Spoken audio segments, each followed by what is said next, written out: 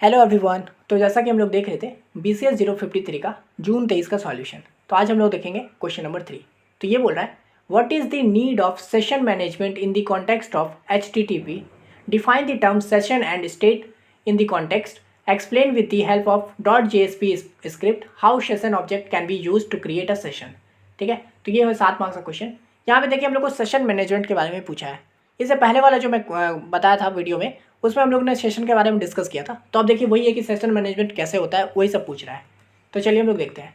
तो need for session management, तो देखिए HTTP यानी कि hyper text transfer protocol is a stateless protocol. ठीक है, ये जो हम लोग का HTTP होता है ना, ये स्टेटलेस होता है। This means that each request from a client to a server is independent of any previous request. यानी कि भाई स्टेटलेस है तो मतलब कि जो भी क्लाइंट है, अगर वो यूज़र मतलब सर्वर से कुछ भी मांग रहा है तो वो सब इंडिपेंडेंट रहता है। उसका ऐसा नहीं है कि भाई उसका प्रीवियस से कुछ लेना देना हो। जो भी आप उससे रिक्वेस्ट कर रहा है वो एकदम इंडिपेंडेंट है। ठीक है, this statelessness present challenges when maintaining user specific data over multiple requests such as user authentication, shopping cart contents और user preference। तो अब ये जो स्टेटलेसनेस है ना, तो ये क्या करता है, हम लोग को चैलेंज कर देता है मेंटेन करके रखना यूज़र का यूज़र स्पेसिफिक डेटा को। फॉर एग्जांपल वही लॉगिन वाला जो है, मैंने जो बताया था ना, 2 आईडी से आप लॉगिन किए हो एक ही जगह पे। तो अभी अगर ये स्टेटलेस होगा यानी कि उसका कोई एक दूसरे के साथ संबंधी नहीं है, सारा रिक्वेस्ट अलग ही अलग काउंट होगा, तो फिर ये तो सही नहीं होता है ना। फिर इससे आप कैसे अपना लॉगिन आईडी कार्ड है ना, जिससे आप फर्स्ट वाले इससे कैसे लॉगिन करोगे, तो उसका एक यूज़र नेम होगा, पासवर्ड होगा, तो उन सबको स्टोर करके रखना होगा ना कहीं, समझे। तो ये स्टेटलेसनेस नहीं काम करता है यहाँ पे। ठीक है, वही जैसे यूज़र को शॉपिंग कार्ट का कंटेन है ना, जैसे पहले वाला आईडी से आपने चार चीज़ को कार्ट में रखा था, तो अगर वो सब चीज़ स्टोर ही नहीं होगा तो ये तो दिक्कत करेगा। ठीक है, तो देखिए session and state in HTTP, तब आता है हम लोगों का सेशन। ये क्या करता है, a session is a series of request and response between a client and a server that are treated as a single unit. It allow the server to maintain information about the client state across multiple request. ठीक है, तब देखिए यहाँ पे HTTP में अगर normal करो तो भाई वो तो सब काम बिखरा देगा, क्योंकि वो मतलब नहीं रखता है पहले वाले इससे, समझे। तब हम लोग सेशन बनाते हैं। अब ये सेशन क्या करता है, ये सेशन एक तरह से समझिए ग्रुप ऑफ आपका जो रिक्वेस्ट है ना, रिक्वेस्ट रिस्पॉन्स वो होता है। ठीक है, तो यही है session of series of request and response between client and server. यानी कि वही आप क्लाइंट को एक चीज़ बोले हो, उसने जवाब दिया है तो उसको स्टोर करके रखा है, फिर आप दूसरा चीज़ पूछ रहे हो तो फिर हुआ। इस तरह से क्या किया, इन सबको एक जगह बना के रखा है, उसी को कहते हैं सेशन। ठीक है, that are treated as a single unit, इन सबको सिंगल यूनिट के तौर पे करते हैं। It allow the server to maintain information. वही है कि ये हम लोगों को सर्वर को अलाउ करता है कि भाई वो आप ना डेटा रखो। मैं जो पूछ रहा हूँ ना आपसे बार बार, जो अपना यूज़र नेम डाला हूँ तो उसको आप स्टोर करके रखो। जब मैं पासवर्ड डालूंगा तो आप उसको ऑथेंटिकेट करो यूज़र नेम से। तो इस तरह से क्या है, सबके बीच में संबंध रहेगा। फिर मैं कार्ड में कुछ सेव कर रहा हूँ तो उसको भी आप सर्वर पर ही रखो अपने पास। तो वो हो गया हम लोगों का सेशन के अंदर, समझे। Maintain to information about client state across multiple request, जितना मैं रिक्वेस्ट करते जा रहा हूँ सबको स्टोर करके रखो। तो वो बना एक सेशन। उसी का स्टेट देखिए, तो स्टेट तो वही हो गया, state refers to the data associated with the session such as user preference, login information और आइटम इन दी शॉपिंग। तो स्टेट मतलब वही भाई कि जो भी चीज़ मैं उसको बोल रहा हूँ करने, जो भी चीज़ मैं उससे उसमें कर रहा हूँ वो हो गया स्टेट। नॉर्मल सेशन के अंदर ही स्टेट, जो भी चीज़ मैं कर रहा हूँ सेशन के अंदर वो सब स्टेट हो गया।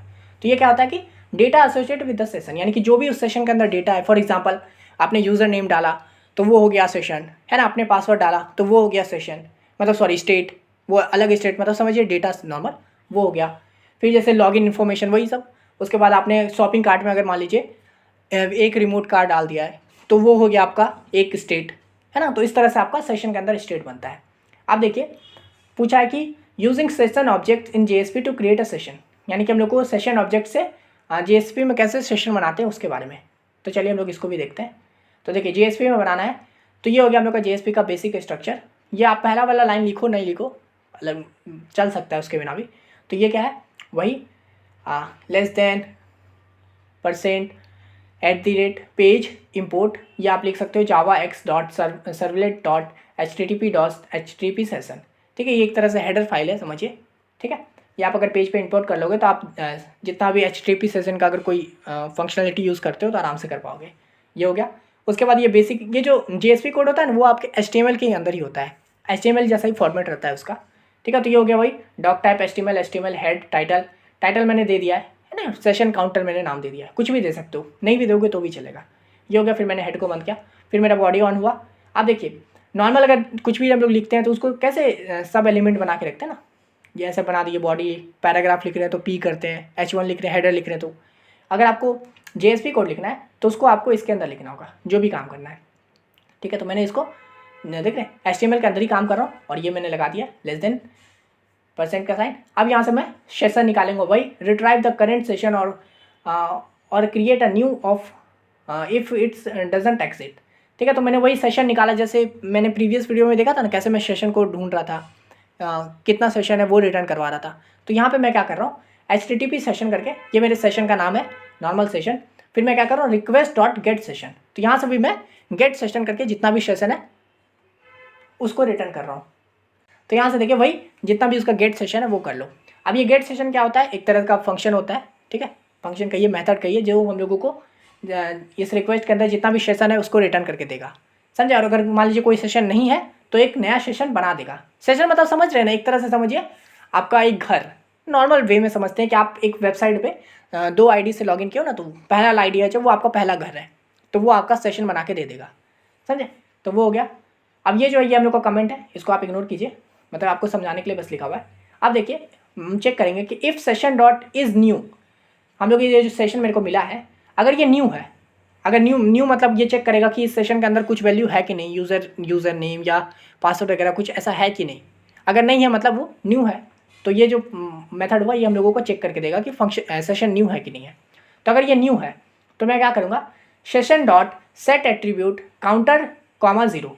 तो मैं क्या करूँगा ना, इस सेशन के अंदर एक एट्रीब्यूट बना दूंगा। एट्रीब्यूट मतलब समझिए वेरिएबल बना दूंगा, जैसे आपका कोई प्रोग्राम होता है उसके अंदर वेरिएबल बनाते हो ना, तो उसी तरह से सेशन के अंदर आपका एट्रीब्यूट बनता है। तो मैं क्या करूँगा, सेशन डॉट सेट एट्रीब्यूट, उसके अंदर मैं काउंटर नाम का एक वेरिएबल बनाऊंगा, काउंटर, जिसको मैं 0 से सेट कर दूंगा। नॉर्मल मैं क्या कर रहा हूँ ना, मेरा इस प्रोजेक्ट का पूरा काम है कि मैं एक सेशन देख रहा हूँ, अगर भाई सेशन है तो मैं क्या करूँगा, सेशन है तो मैं उसका काउंटर को बढ़ा दूंगा, अगर सेशन नहीं है तो मैं काउंटर को एक काउंटर नाम का वेरिएबल बनाऊंगा। उस सेशन के अंदर बस एक ही वेरिएबल रहेगा काउंटर, और उसका वैल्यू को मैं इनिशियलाइज कर रहा हूँ, मेरा बस यही काम है। तो अगर ये सेशन न्यू है तो मैं एक काउंटर नाम का वेरिएबल बनाऊँ और उसके अंदर उसको 0 डाल दो, initialize a counter attribute in this session, समझे। और फिर मैं क्या करूँगा, प्रिंट कर दूंगा out dot println new session created, ठीक है। अब ये सेशन न्यू था तो मैंने न्यू सेशन क्रिएटेड करके प्रिंट कर दिया। अगर ये if session dot is new, अगर ये बोलेगा कि नहीं फॉल्स, न्यू नहीं है भाई, ऑलरेडी अवेलेबल है, यानी कि सेशन ऑलरेडी अवेलेबल है, तो इसका मतलब क्या होगा, एल्स क्या हो जाएगा, इंट काउंटर, मैं एक काउंटर नाम का वेरिएबल बनाऊंगा जिसके अंदर मैं क्या करूँगा, session dot gate attribute counter. अब इसमें मैं क्या करूँगा ना कि एक काउंटर नाम का वेरिएबल बना रहा हूँ, और ये जो सेशन है ना उसमें मैं गेट एट्रीब्यूट करके, यहाँ तो मैं सेट एट्रीब्यूट बना था यानी कि एट्रीब्यूट बना रहा था, और यहाँ पे मैं गेट एट्रीब्यूट को कॉल करूँगा और उसके अंदर क्या डालूंगा, काउंटर, यानी कि भाई ये सेशन के अंदर जो काउंटर है ना उसको मेरे को वापस कर, रिटर्न कर, यानी कि काउंटर को रिटर्न करके देगा। अब वो फिर मैं उसको इंटीजर टाइप में रखूँगा, क्योंकि काउंटर यानी 1 2 3 4 होगा ना, तो मैं उसको इंटीजर बना के रिटर्न करना चाहता हूँ, जो कि हम लोग का काउंटर में सेव हो जाएगा, समझे। तो ये क्या है, retrieve the current counter value from the session.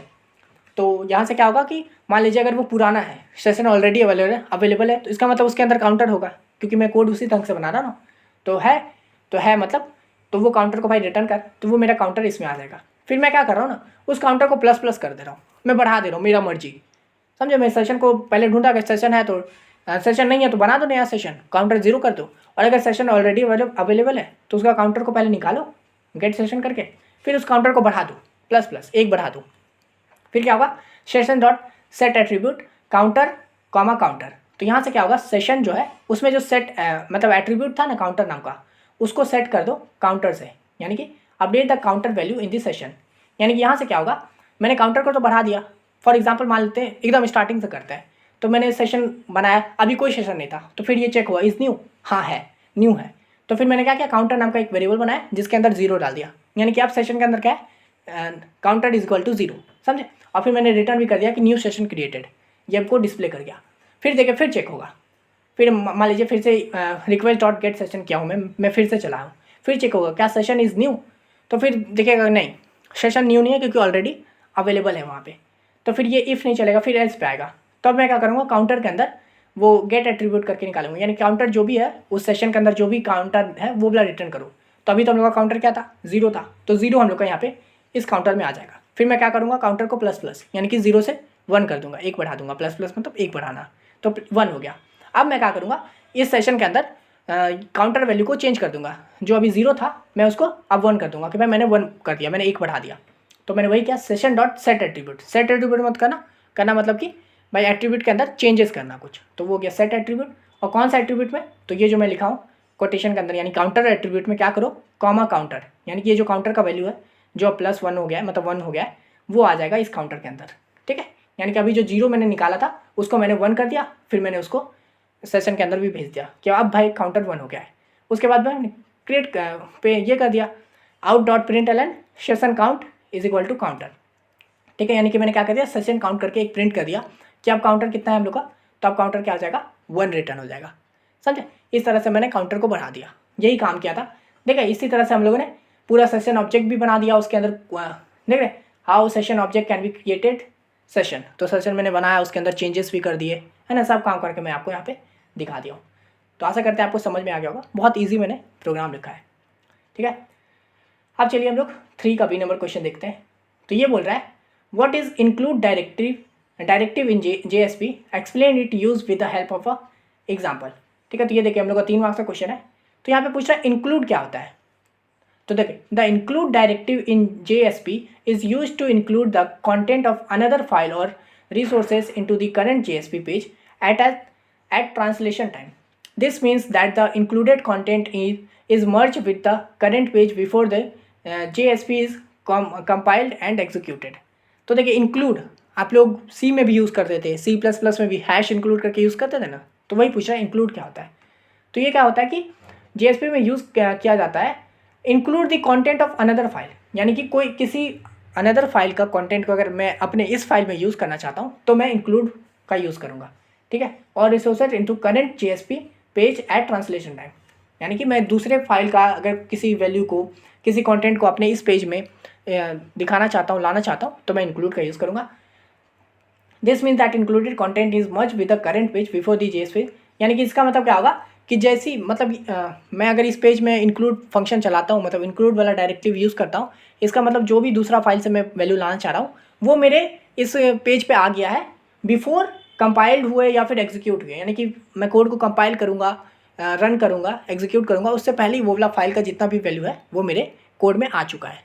समझे, आप देखिए इसको देखते हैं इसका सिंटेक्स कैसा होगा। तो सिंटेक्स नॉर्मल ऐसे क्या <% %, ये हो गया इंक्लूड, ये मेरे डायरेक्टिव मतलब कीवर्ड समझिए इंक्लूड, और यहाँ पे file is equal to relative URL, यानी यहाँ पे मैं जो भी फाइल यूज़ करना चाहता हूँ उसका मैं URL दे दूँगा। ठीक है, यानी जैसे file.txt कुछ भी, ये मेरा URL हो जाएगा। तो ये होता है हम लोगों का सिंटेक्स इसका। ठीक है, आप देखिए एग्जाम्पल के तौर पे समझते हैं। तो यहाँ पे देखिए जरूरी नहीं है कि भाई आप एग्जाम्पल इतना बड़ा लिखो, देखो 3 मार्क्स का क्वेश्चन अगर आप इतना भी लिख देते ना तो भी आपको 2-2.5 मिल जाता, पर मैं फिर भी यहाँ पे मैं बता रहा हूँ इसलिए मैं एग्जाम्पल भी दे देता हूँ। तो यहाँ पे देखिए example, let's say we have 3 JSP file.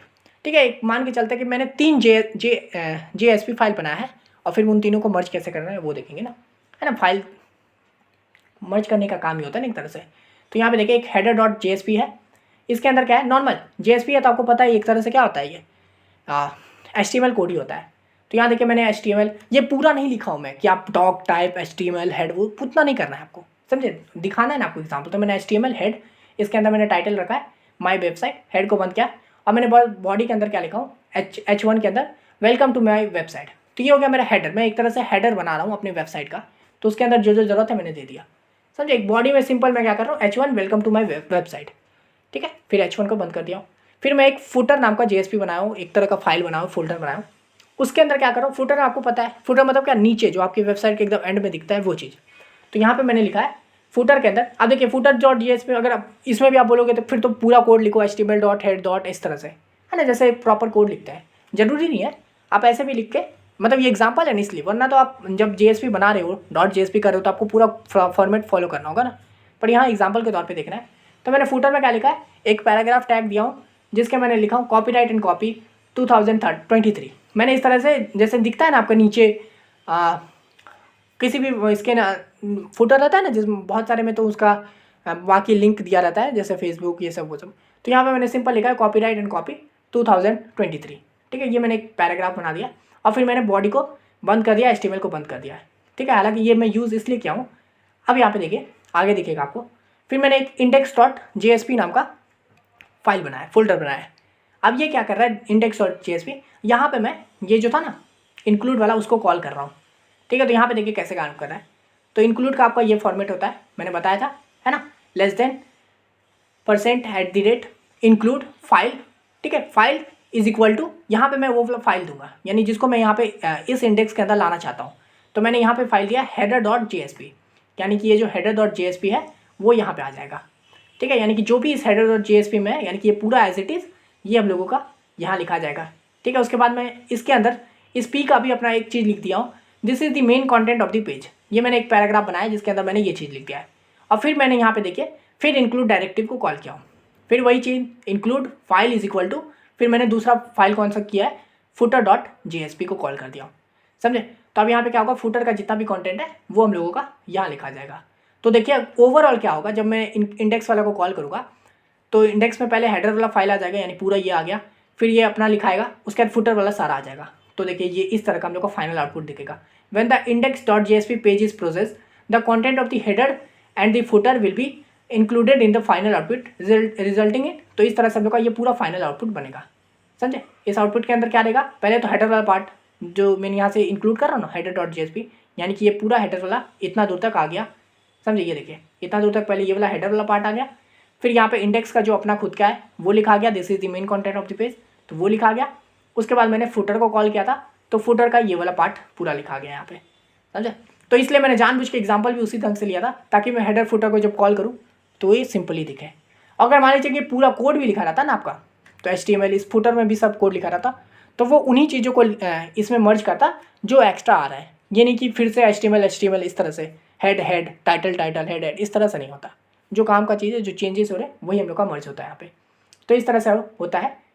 मैंने एकदम बढ़िया से समझा दिया हेडर। अगर आप चाहो तो एक नॉर्मल सा भी कोड लिख सकते हो, जैसे कि मान लीजिए आप इंडेक्स में ही बनाए हो, index.jsp इसमें सब काम कर दिया PU, फिर आपने एक मान लीजिए फुटर नाम का ये कर देते, कॉल कर देते, फुटर में मान लीजिए कुछ भी एक लाइन लिख देते और फिर उसको मर्ज करके दिखा देते, तो वो हो जाता है आपका एग्जाम्पल, ठीक है। तो यही था इस क्वेश्चन के लिए। आशा करते हैं आपको ये वीडियो समझ में आ गया होगा। अगर आपको ये वाला वीडियो पसंद आए तो लाइक कर दीजिए, और आपसे एक छोटा सा रिक्वेस्ट है, इस वीडियो के डिस्क्रिप्शन में एकदम एंड में एक छोटा सा वीडियो है, उसको ज़रूर देख लीजिएगा और आपसे जो बन पाता है ज़रूर कीजिएगा। वो 2 मिनट से भी छोटा वीडियो है, तो ये वीडियो तो एंड हो ही गया है, तो आप उसको देख लीजिए, फिर बाकी वीडियो को कंटिन्यू कीजिएगा, ठीक है। इग्नोर मत कीजिए, कृपया देख लीजिएगा उसको। तो इस वीडियो के इतना ही, मिलते हैं नेक्स्ट वीडियो में, तब तक के लिए धन्यवाद।